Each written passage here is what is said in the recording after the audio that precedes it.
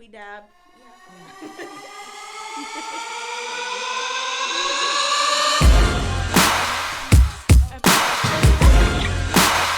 Goodbye, guys.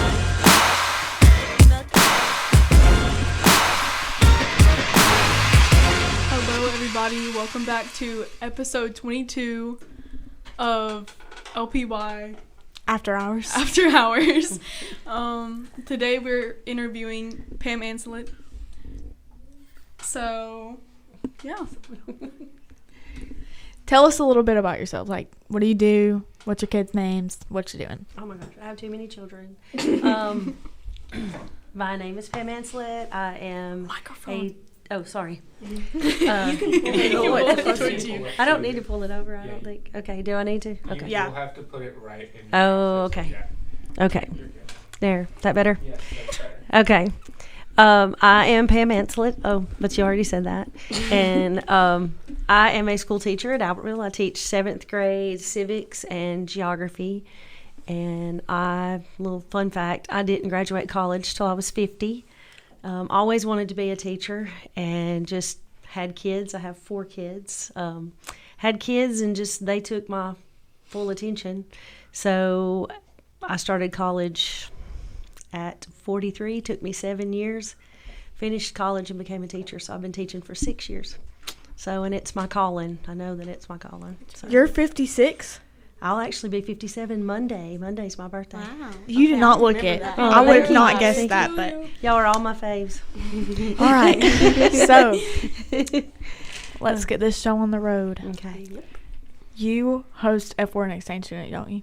I've had 22 22. foreign exchange students. Wow. Yeah. What That's is amazing. some Tell us advice? about it. Oh, sorry. Sorry. Okay. What's some advice about hosting an exchange student? Yeah, like, Yeah. what advice would you give to someone wanting to host? I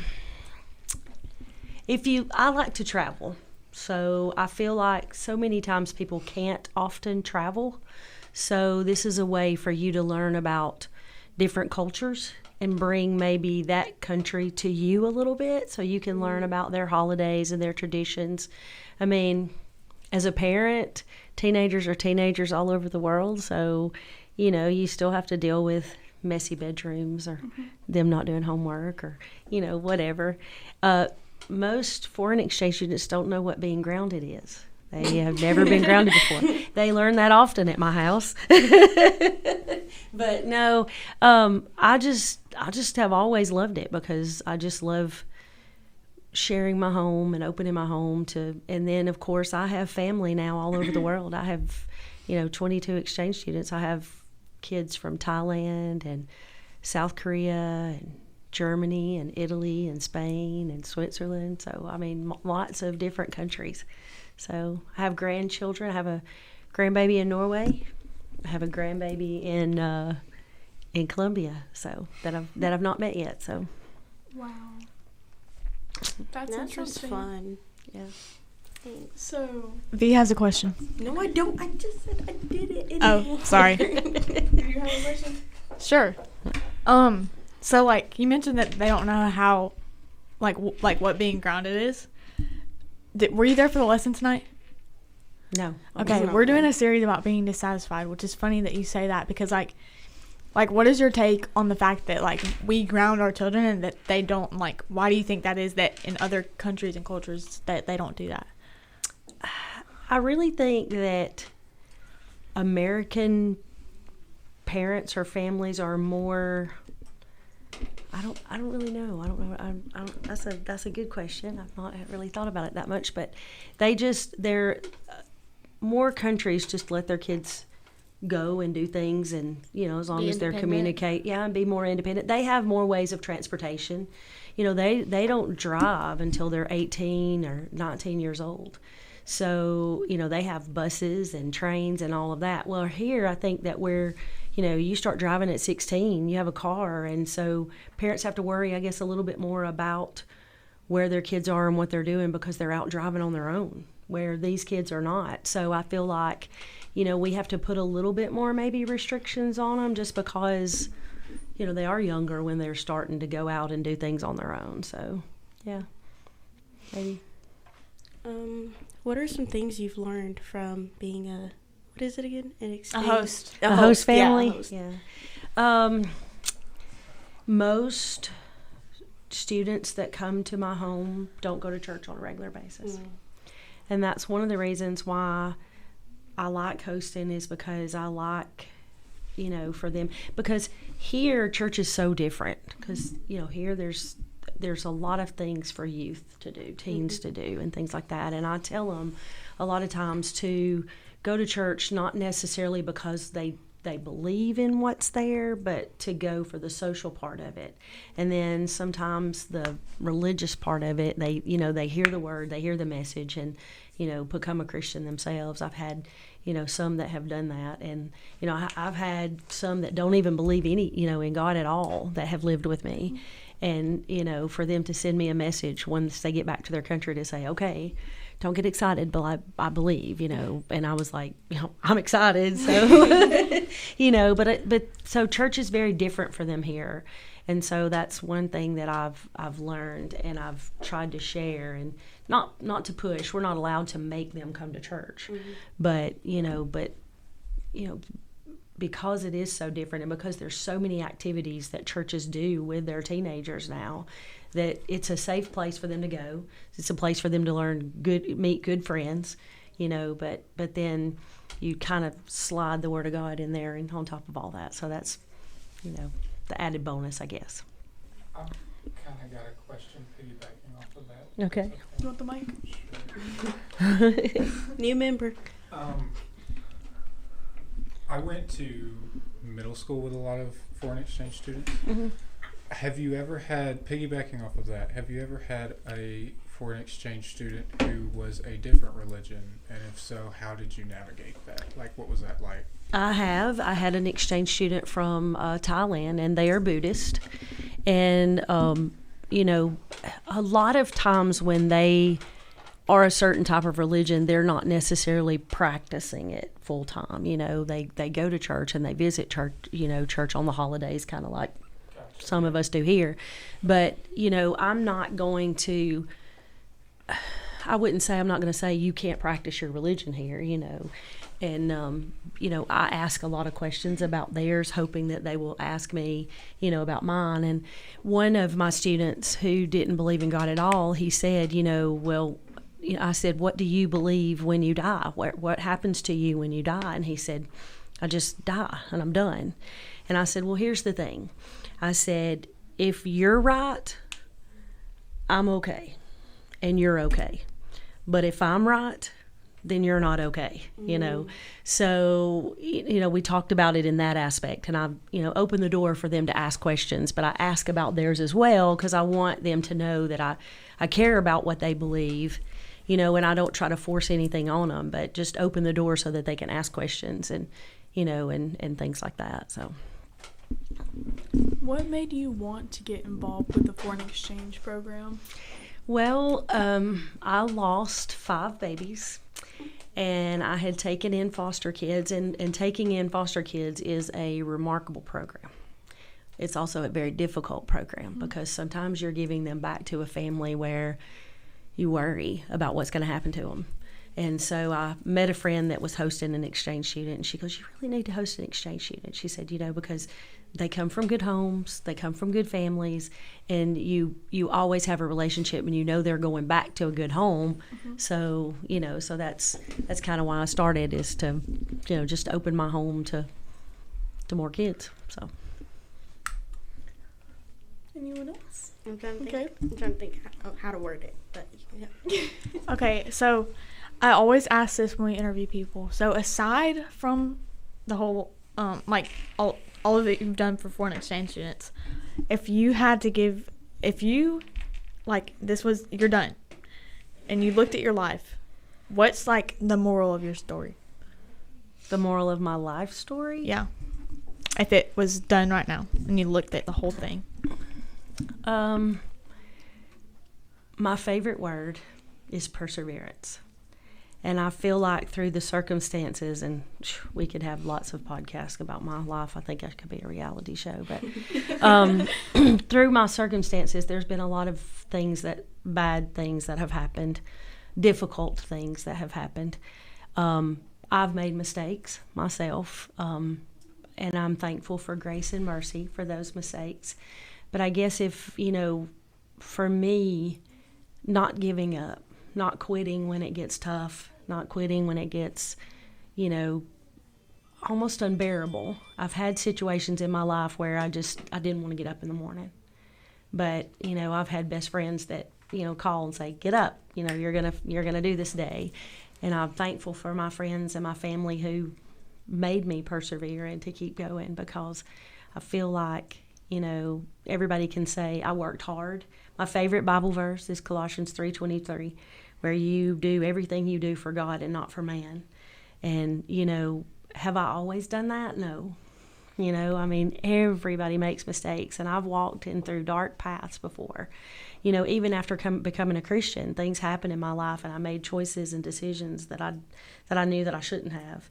But I go back to that grace and mercy, and I'm thankful for that today. And I'm thankful for, everything that God's, helped me get through, because I think that it's made me a better person, made me a better Christian, because I can empathize with a lot of people with a lot of different situations. So I think the moral of my story is that I never gave up, and I kept fighting and kept going on. So hopefully. So how do you try to understand your exchange students and have your own little relationship with them? Well, most all of them have pretty decent English, so there's things. I'll give you an example. My exchange student Henry asked my husband one night. He said, "Do you mind if I go with Aria somewhere, or go to John's house or something?" Anyway, he was asking if my husband minded if he went somewhere, and my husband said no, and he was like, "Why are you telling me no?" And he said, "You asked me if I minded if you went, and I'm saying no." He goes, "Oh, So things get confused a lot of times, and we talk very fast. One exchange student told me that we eat our words because we talk so fast. And so I have to learn to slow down, and make sure. And on my washing machine and my dryer, I have an arrow marked where you have to, what you put it on. And I have on the box of the laundry tabs how many they put in, and on the dryer where what they because it's just things they've not done, and you just have to explain things a little bit differently, and sometimes a lot of hand motions and describing things, or I had one exchange student. I'm an IEC, so that's an international exchange coordinator. I find families for exchange students to come here and live. Well, one of the moms called one time, and she said, he's not making up his bed, he's not cleaning up his room, and that's one of my, rules. And I said, well, okay. So I went, and he said, I promise I'm making up my bed. And so he was throwing his covers up over the pillow, and that was his way of making up the bed. And I said, well, you have to show him how you want the bed made, and give him, what you want it to look like. And then after that, it's just sometimes, I think in every situation, not just with exchange students, but a lot of times it's communication and how you communicate with somebody. Yeah. That changes the outlook or the way things look at. So. Okay. I have a few questions. This goes with our lesson tonight. Okay. What are some things people chase to feel satisfied or content? I think a lot of times we are always chasing the next best thing. We go on a vacation and we're thinking about where we're going to go on vacation next. Bingo. That's literally what we talked about. But I feel like a lot of times, even in high school, when you're in school, you're in show choir, and you're in band, and you're in football and baseball and all of these things. And some even go off to college, and they go on these scholarships for sports and things like that. And then when you finish school and the world kind of settles in to life, it's not as exciting as it is in high school and college and things like that. And so I think that it's hard for some people to cope with life in general, because they're looking for that next best thing. and you don't realize that you got what you got in front of you is good enough, or, you know, to be content with what you have because, you know, you're blessed. And I think a lot of times we never look at the present. We're always looking ahead for the future to see where we're going to go, what we're going to do, you know, that kind of thing. And instead to savor the moment, I guess, a little bit. And I'm older, so, you know, I've learned to do that a little bit better than some, so. Who would you say is like your mentor that has helped you spiritually the most in your life? And it can be multiple people as well. I probably have lots of people that I have, you know, pastors that I've had in the past. I've had lots of I had one pastor, Danny Hammett. He was one of my Sunday school teachers as well. And he actually walked us through the Roman road to teach somebody how to, you know, to talk to someone about how to become a Christian. And I really appreciated that because he broke it down in small parts to say, you know, if they say this, well, then you can, you know, say this or whatever. So, you know, but I've had so many pastors that I've looked up to. And I think when I became older and the pastors became more my age, you know, I saw them a little more humanized, I guess. But you know, I guess that's one thing that I love about Lifepoint. You know, now I'm new to Lifepoint, but I think that a lot of times we as Christians can be very judgmental, and you know, when we make mistakes, oftentimes people sometimes beat us up rather than build us up. And I feel like at Lifepoint, every pastor that's at Lifepoint or every teacher that I've been in contact with at Lifepoint has been more humanized. Like they make mistakes, or they, you know, they don't judge you for the mistakes you've made. They build you up, and they treat you like, you know, hey, I've been through this same thing before. You know, I'm not any better than you are. You know, we're in this together, I guess. So I mean, so I think, you know, pastors that I've had and Sunday school teachers that I've had, you know, those kind of things. My parents are very, you know, they brought me up in church almost my whole life. So, you know, those are people that I hold, you know, close to me too. So. I was thinking of something. So you said you're new to Lifepoint. Like, what made you come to like Lifepoint for the first time? Well, my son went to school with Jalen. They went to school together, so I've always known Matt and Jennifer. Jennifer and I have been friends for a long time. So, you know, I was looking for something. I wanted a church that I felt the Spirit, and where I felt welcomed, and where I could work and serve and do things for others. You know, and I feel like that's a lot of what Lifepoint believes. And you know, from the worship songs every Sunday morning, you know, to the messages, I've gotten something out of every single one, and that's what I love about Lifepoint. And they're very welcoming, you know. Very.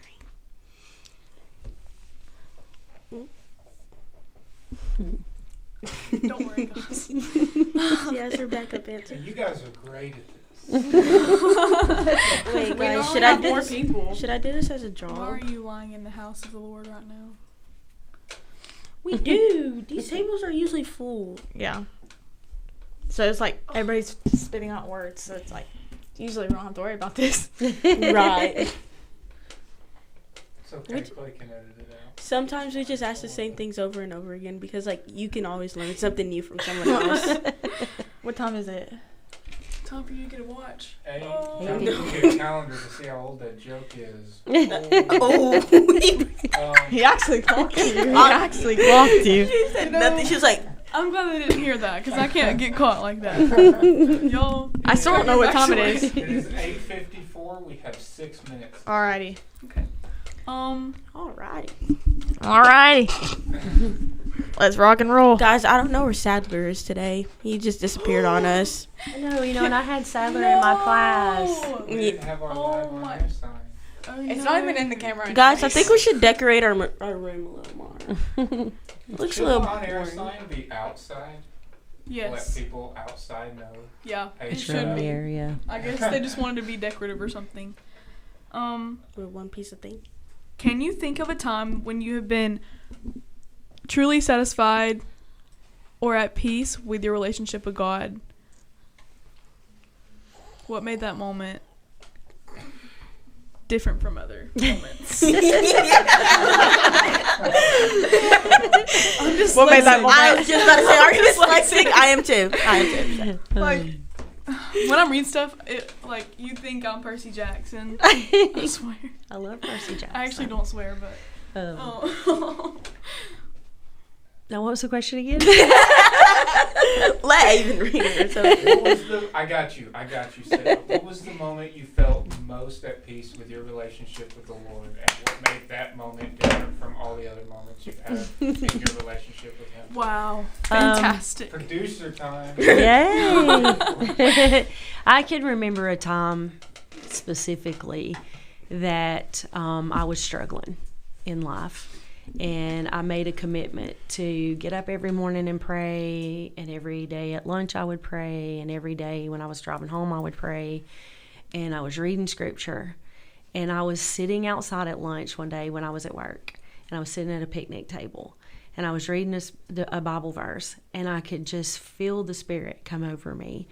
And I think that I felt closer then because I was constantly, either reading the word or praying and, and putting God first in everything. Mm-hmm.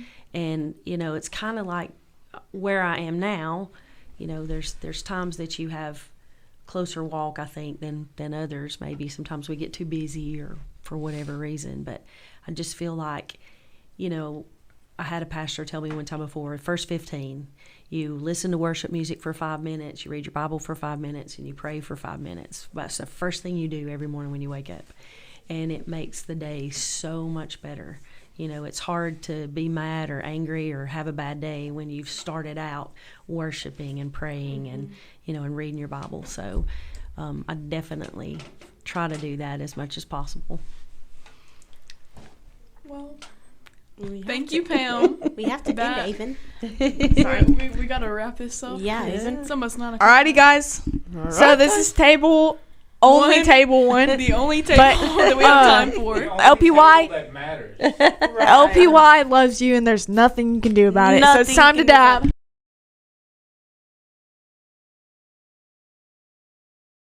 We dab. You have to dab. Oh, this way. Join us on next week's episode 23. Goodbye, guys.